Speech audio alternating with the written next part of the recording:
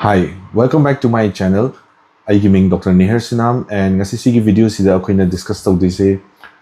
Botox ki matangdani. Botox haibase yamna popular cosmetic procedure ni world of aesthetics ta and Botox haina khangnari base actually misconception amane haitare haidi mingsibo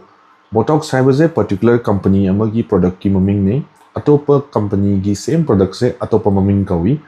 so Botox haina commonly khangna gi bai wani aduna akhui si video jazu makata na dum Botox hairasi but Botox haiga Botox brand promote tawbagi wanate yam commonly khangna gi ba mingdo sum use tawbi wani adeza Botox haibase karino haibada botulinum toxin ni product se botulinum toxin jina kaino haibada neurotoxin amane akhui nerve the toxic oiba chemical ama haitare si se khoi bacterium ama lai clostridium botulinum haiba bacteria makhan ama lai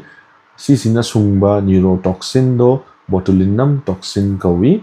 aduga sigi se quite common or brand name da Botox haina thoi so Botox se kari conditions the use to bayai have the firstly cosmetic purpose the khoi wrinkles and fine lines, fine wrinkles. Sigize handaragati youthful oiba appearance karnaha oithopagi look ama phangi adumaina kani and then akoigi swagi muscle gaze picture laga mai khar pixel hanbagi adumaina ju seasonai sinatana atopa medical conditions khar des mayam da ju seasonai adu example ahum hayo hairagadi muscle spasm and then humang yam sauba excessive sweating and chronic migraine si condition ahum sidagi hen atai su am lay example p1 adus minor medical conditions atai the seasonal and cosmetic purpose the seasonal so akoina focus tawdai se cosmetic purpose ki matang dudani so firstly wrinkles and fine lines I say example khar hayo haidi akogi sumai tawba kan forehead lines and already phajadena ko lines man thokpose and then sugat laga leibagi frown lines swagi lines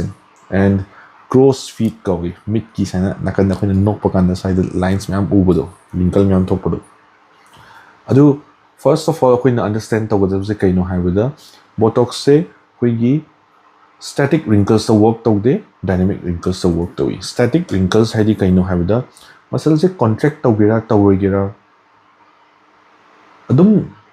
mai je icham chamna sum leibada zu leiba wrinkle yam thick oiba line do adudi Botox na manghan ba yaroiba adudagi dynamic wrinkles haidi akoina thawaina muscle jina sain tawrakanda sainga sugat laganda adumain tawraga thokpa lines to adudi Botox na effective oi treat tawada si kamain tawrino haibada Hajiki botulinum toxin je particular muscles te inject tawdini akoina sigi forehead line sa handa haningadi sigi forehead ki manung da sida leiba muscle aduda inject tawdini adugi muscle do temporarily paralyze tawdini matam khargi pangda handoini nerve tagi muscle da lakpa signals to block tawrani aduga muscle do contract tawdamina mi amana sumain tawbase ngamroi no paganda sanga yam saigi mafamje muscle je chingjalaga skin supan bangamoroi frown tawraga saigi muscles me amdo contract tawbangamoroi contract tawdragadi skin je supchallaroi admain tawraga effective oibane adum injection je swaida kapakanda atopam hamda kashuk spread tawde particular akoina specific muscles the kapi budo adudan effective oi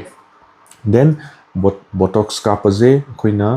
units the calculate tawraga copy swaigidi sumuk unit kapkadamni swaigidi simuk kapkadamni na adu akhina range mo ina lay adugi range to mi amaga manaroi khetnagani engonda swaida kapa units tuga atopa mi amda kapa units tuga magi condition dugi severity yengaga magi expectation yengaga adagi magi size yengaga masagi size gumi yenga adumaina treatment pi ba doctor dina adum decide tawgadabane ka henna pisallagasu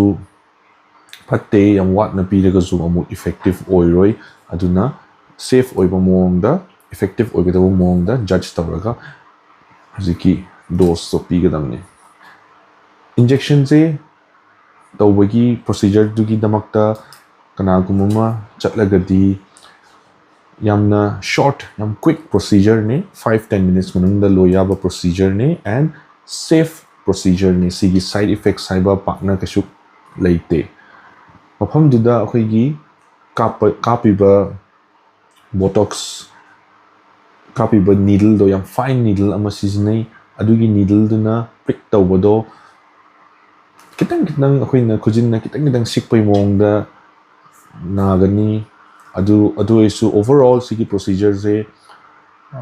painless side ta chinge yam nagadaba procedure natte nagandaba kisuk yam nadaba haibatari admain tawba procedure ne and then sigi botox se kapa matungda huzik kapena horen magi effect to udoi natte numit nini humni da udoi natte magi proper full effect to kapiba dose to give lakadaba effect to full effect to 2 weeks gumada fajana lakani and adugi laigadaba effect to 3 to 4 months guma laigani 3 to 4 months matungda huziki magi laiba effect to wrinkles and fine lines manghan bagi effect to maintain tawninga procedure do adum repeat tawada ka laigani akoina samka agas particular hairstyle ama maintain tawninga di adum regular trimming tha mani khudingi regular trimming chappa dumaina huziki botox su adum regularly kapagi mathau tarakani botox injection kap loraga recovery time haiba kashu leite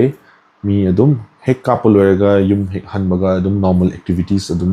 resume tawba yai sida procedure ama tawrure na pothaga daba khokadaba maina kashu leite next khigi mai pikhan bagi botox season na comment tawbuno haila khigi swaida ya chikshan bada bateng pangba khigi muscle amalei masseter muscle kawi adugi muscle do muscle je use targadi khigi gym sanaba dumaina chawkhalei muscle je some use tawdragadi contract tawdragadi sumaina khoina weight ka thanga si muscle je sinadadi si piktharakani adumaina sigi muscle je sida botox kapaga pamtha lagadi sigi effect sigi action do handaragadi muscle je pictharagadi mai je khapa amadi sani kitang pixel up bagi daga mai je kitang tumak bagi look ama lakani sumain tawtena khigi botox se cosmetic purpose for wrinkles and face slimming gi damakta seasonai sigi video se da phangiba information se useful oi kane na khan biragadi video sita like ama pibiramo thumbs up button do namaga and channel sita subscribe tobiramo for future cosmetic videos medical life videos and other medical knowledge